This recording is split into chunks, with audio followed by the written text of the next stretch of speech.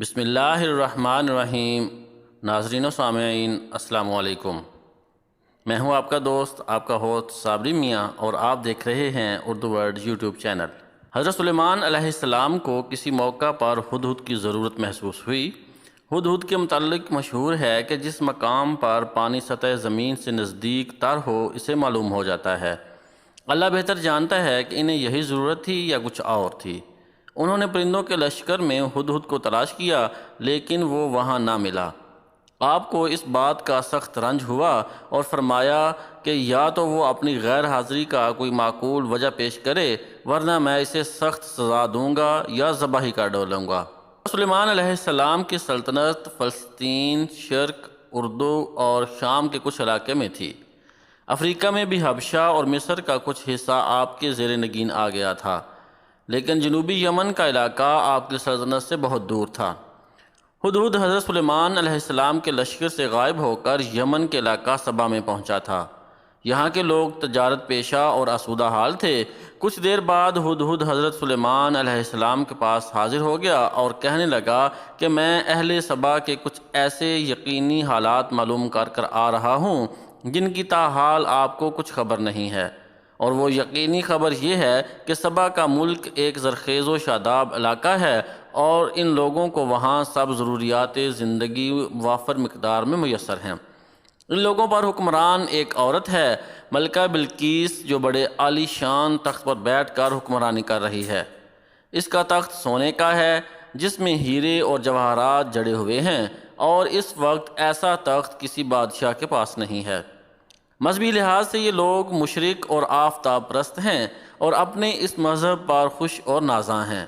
سورج پرستی کو نیکی اور ثواب کا کام سمجھتے ہیں۔ ہدہد نے یہ الفاظ کہہ کر گویا سلیمان علیہ السلام کو اس قوم پر جہاد کرنے کی ترغیب دی، یعنی یہ لوگ سورج پرست بھی ہیں اور آخرت کے منکر بھی، لہٰذا وہ اپنی ساری کوششیں زیادہ سے زیادہ دولت کمانے اور اپنا معیار زندگی بلند کرنے میں صرف کر رہے ہیں، اور اسی کام کو اپنی زندگی کے منتہائی مقصد سمجھے بیٹھے ہیں، اور شیطان نے انہیں یہی بات سمجھائی ہے کہ ان کی عقلی اور فکری قوتوں کا یہی بہترین مصرف ہے کہ وہ اپنی اس دنیا کی زندگی کو زیادہ سے زیادہ شاندار بنائیں۔ ہدہد نے ملکہ سبا کے متعلق یہ یقینی خبر دی تھی کہ اس کا عرش عظیم ہے۔ اللہ تعالیٰ نے فرمایا، عرش عظیم تو صرف اللہ کا ہے، اس کے عرش کے مقابلے میں کسی کا تخت عظیم نہیں ہو سکتا، نہ ہی اللہ کے مقابلہ میں آفتاب یا دوسری اشیاء کو الہ کہا جا سکتا ہے یا کسی ایسی چیز کو سجدہ کیا جا سکتا ہے۔ سلیمان علیہ السلام نے ہدہد کا جواب یا اس کی معذرت سن کر فرمایا، میں تمہیں ایک خط لکھ کر دیتا ہوں، یہ خط لے جا کر دربار میں ملے اور اس کے درباریوں کے سامنے پھینک دو، پھر انتظار کی خاطر ایک طرف ہٹ جاؤ، پھر دیکھنا کہ اس خط کا ان پر رد عمل کیا ہوتا ہے، اور واپس آ کر مجھے اس رد عمل کے مطابق اطلاع بھی دو۔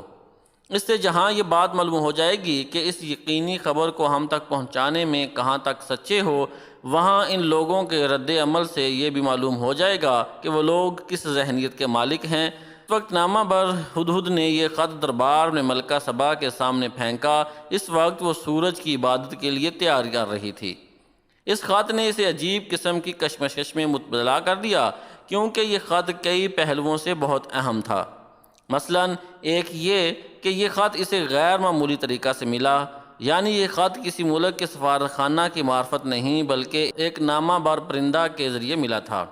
دوسرا یہ کہ یہ خط کسی معمولی درجے کے حاکم سے نہیں بلکہ شام و فلسطین کے عظیم فرما روا کی طرف سے موصول ہوا تھا۔ تیسرا یہ کہ یہ خط رحمان اور رحیم کے نام سے شروع کیا گیا تھا کہ ان ناموں سے یہ لوگ قطعاً متعارف نہ تھے۔ اور چوتھے یہ کہ اس انتہائی مختصر سے خط میں ملکہ سے مکمل اطاعت کا اور پھر اس کے بعد حضرت سلیمان علیہ السلام کے پاس حاضر ہونے کا مطالبہ کیا گیا تھا، اور یہ بھی بتلا دیا گیا تھا کہ میرے مقابلے میں سرکشی کا راہ اختیار نہ کرنا ورنہ نقصان اٹھاؤ گے۔ پانچویں یہ کہ انداز خطاب ایسا تھا جس میں کسی قسم کی کوئی لچک نہ پائی جاتی تھی۔ اس کا مطلب یہ ہے کہ اسلام لا کر یا مسلمان ہو کر میرے ہاں آؤ اور سورج پرستی چھوڑ دو، اور یہ حکم آپ کی نبوت سے تعلق رکھتا ہے، اور آپ چونکہ بادشاہ بھی تھے اور نبی بھی، لہٰذا اس سلسلے میں آپ نے سرکاری امیروں وزیروں سے مشورہ کرنا ہی مناسب سمجھا۔ چنانچہ اس نے سب کو اکٹھا کر کے اس خط کے وصول ہونے اور اس کی مختلف پہلوؤں سے اہمیت سے آگاہ کیا۔ پھر اس سے پوچھا، تم لوگ مجھے اس خط کے جواب کے بارے میں کیا مشورہ دیتے ہو؟ اور یہ تو جانتے ہی ہو کہ میں سلطنت کے ایسے اہم کاموں میں پہلے بھی تم سے مشورہ کرتی رہتی ہوں، اور آج خود میں نے کبھی مشورہ کے بغیر کسی کام کا فیصلہ نہیں کیا۔ ملکہ کے مشیروں اور درباری لوگوں نے وہی جواب دیا جو عام طور پر درباری لوگ دیا کرتے ہیں، کہ وہ اپنے ذہن پر بار ڈال کر کوئی دانشمندانہ جواب دینے کے عادی ہوتے ہیں، اور نہ وہ اپنے سر کوئی ذمہ داری لینا چاہتے ہیں۔ وہ صرف جی حضور کہنا اور اپنے آپ کو حکم کے بندے ثابت کرنا چاہتے ہیں، اور یہی کچھ ان لوگوں نے بھی کیا کہ ہماری خدمات حاضر ہیں، ہم زور آور بھی اور لڑائی کا فن بھی خوب جانتے ہیں، تاہم یہ فیصلہ کرنا کہ سلیمان سے جنگ کرنی چاہیے یا مطیع فرمان بن جانا چاہیے آپ ہی کی صوابدید پر منحصر ہے۔ گویا ملکہ کو اپنے مشیروں سے مشورہ کرنے کا کوئی خاص فائدہ نہ ہوا، ما سوائے اس کے کہ اگر ملکہ مقابلہ کا ارادہ رکھتی ہو تو انہوں نے اپنی وفاداریوں کا اسے یقین دلا دیا۔ البتہ اس سے یہ بات ضمناً معلوم ہو جاتی ہے کہ سبا میں اگرچہ شاہی نظام رائج تھا، تاہم یہ استبدادی نظام نہ تھا، بلکہ فرمانروا اہم معاملات میں اپنے مشیروں سے مشورہ کرنا ضروری سمجھتے تھے۔ خط کے انداز خطاب سے ملکہ کو یہ معلوم ہو گیا تھا کہ سلیمان عام فرمانرواؤں کی طرح نہیں بلکہ ان کی پشت پر کوئی غیر معمولی طاقت ہے، اور یہ بھی معلوم ہو رہا تھا کہ اگر ملکہ اور اس کے کارپرداز مطیع فرمان نہ بن کر سلیمان علیہ السلام کے پاس حاضر نہ ہوئے تو حضرت سلیمان ان کی سرکوبی کے لیے ضرور ان پر چڑھائی کریں گے۔ حضرت سلیمان یہ تو گوارا کر سکتے تھے کہ یہ لوگ سورج پرستی چھوڑ کر راہ راست پر آ جائیں تو ان سے کچھ تعارض نہ کیا جائے، مگر یہ گوارا نہ کر سکتے تھے کہ ان کے پاس اسباب و وسائل موجود ہونے کے باوجود ان کے قرب و جوار میں اس طرح علانیہ ملکی سطح پر شرک اور سورج پرستی ہوتی رہے۔ لہٰذا ملکہ کے خطرات کچھ موہوم خطرات نہ تھے۔ اس نے ٹھیک اندازہ کر لیا تھا کہ ایک تو حضرت سلیمان ان کی سرتابی کی صورت میں ضرور ان پر چڑھائی کریں گے، اور دوسرے اس نے یہ بھی اندازہ کر لیا تھا کہ حضرت سلیمان کے لشکروں کے مقابلہ میں ان میں مقابلہ کی تاب نہیں ہے۔ لہذا اس نے 17 بھی یا خاموشی کے انجام سے اپنے مشیروں کو متنبہ کرتے ہوئے کہا کہ دنیا میں اکثر یوں ہی ہوتا آیا ہے کہ جب کوئی بادشاہ کسی ملک کو فتح کرتا ہے تو سب سے پہلے اس ملک کے وسائل معاش پر قبضہ کر کے اس ملک کو مفلس و کلاش بنا دیتا ہے، پھر وہاں کے سرکردہ لوگوں کو کچل کر ان کا زور ختم کر دیتا ہے تاکہ وہ دوبارہ کبھی اس کے مقابلہ کی بات بھی نہ سوچ سکے۔ اس طرح وہ اس مفتوحہ ملک کے تمام سیاسی، تمدنی اور معاشی وسائل پر قبضہ کر کے اس ملک کی طاقت کو عملاً ختم کر کے اپنی طاقت میں اضافہ کر لیتا ہے، جس کا نتیجہ یہ ہوتا ہے کہ اکابرین مملکت یا تو موت کے گھاٹ اتار دیے جاتے ہیں یا پھر انہیں ذلیل و رسوا ہو کر رہنا پڑتا ہے۔ لوٹ گھسوٹ اور قتل و غارت عام ہوتا ہے، اور بسا اوقات شہروں کو آگ لگا دی جاتی ہے، اور عام حالات میں ایسے ہی نتائج متوقع ہیں۔ ملکہ کی اس تقریر سے یہ تو صاف واضح تھا کہ وہ مقابلہ کے لیے تیار نہیں، مگر وہ فوری طور پر مطیع فرمان ہونے پر بھی آمادہ نہ تھی۔ لہٰذا اس نے ایک دانشمندانہ قدم اٹھاتے ہوئے درمیانی راستہ اختیار کیا، جو یہ تھا کہ حضرت سلیمان علیہ السلام کے پاس ایک وفد بھیجا جائے اور ساتھ کچھ تحفے تحائف بھی بھیجے جائیں۔ ان لوگوں کے رد عمل سے ان کی ذہنیت پوری طرح واضح ہو جائے گی۔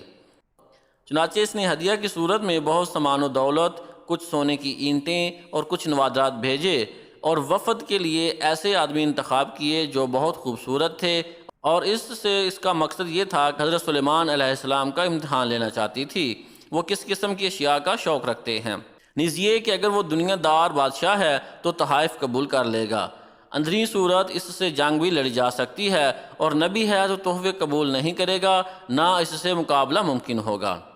جب یہ وفد تحائف لے کر حضرت سلیمان علیہ السلام کے پاس حاضر ہوا تو آپ نے یہ تحفے قبول کرنے سے انکار کر دیا اور انہیں واضح طور پر بدلا دیا کہ مال و دولت سے مجھے کچھ غرض نہیں، نہ ہی میں مال و دولت کی رشوت لے کر اپنے ارادے سے باز رہ سکتا ہوں۔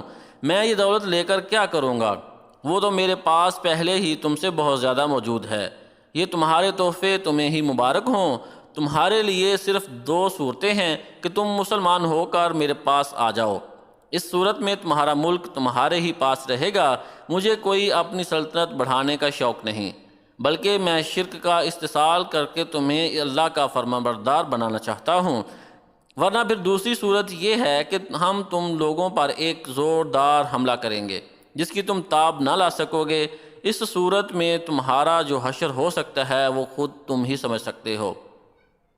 یہاں درمیان میں ایک خلا ہے جسے مخاطب کے فہم پر چھوڑ دیا گیا ہے، اور وہ یہ ہے، یہاں درمیان میں ایک خلا ہے جسے مخاطب کے فہم پر چھوڑ دیا گیا ہے، اور وہ یہ ہے کہ جب یہ وفد واپس آیا اور تحائف کی واپسی اور حضرت سلیمان علیہ السلام سے گفتگو کی تفصیلات ملکہ سبا نے سنی تو انہیں اچھی طرح معلوم ہو گیا کہ حضرت سلیمان علیہ السلام کوئی دنیا دار بادشاہ نہیں، وہ آپ کی شان و شوکت اور اس کے ساتھ ساتھ خدا ترسی کے قصے پہلے بھی سن چکی تھی۔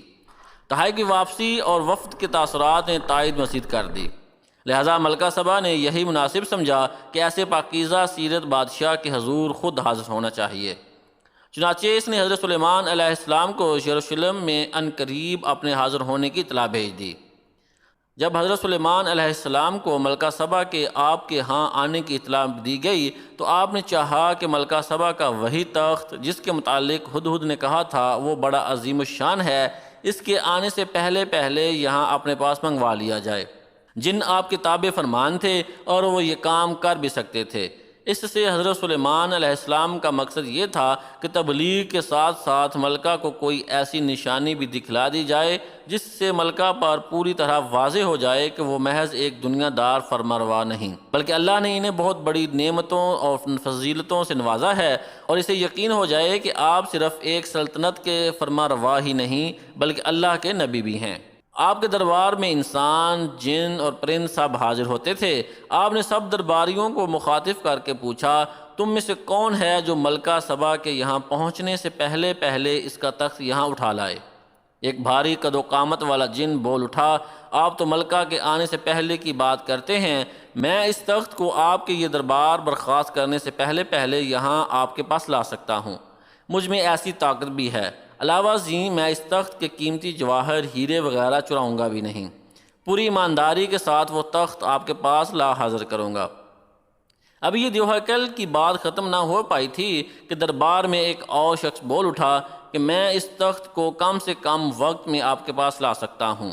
آپ اگر آسمان کی طرف نگاہ دوڑائیں پھر نگاہ نیچے لوٹائیں تو صرف اتنی مدت میں وہ تخت آپ کے قدموں میں پڑا ہوگا۔ وہ شخص کون تھا؟ جن یا انسان؟ وہ کتاب کون سی تھی؟